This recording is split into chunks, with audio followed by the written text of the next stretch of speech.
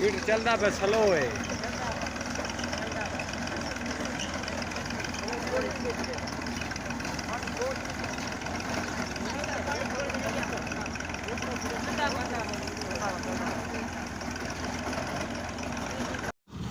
हाँ थी नादर बिरा चलता खड़ी ठीक है खैर दे नाल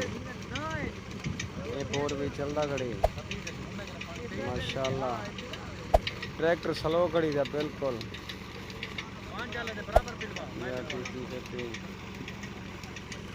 ठीक भी होना है पग्गा पटी शाहू खां खड़ी क्या बोबी खां खोसा खड़ी थी नवेर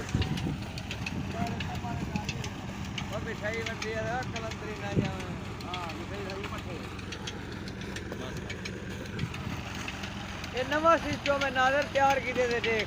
4-5 पे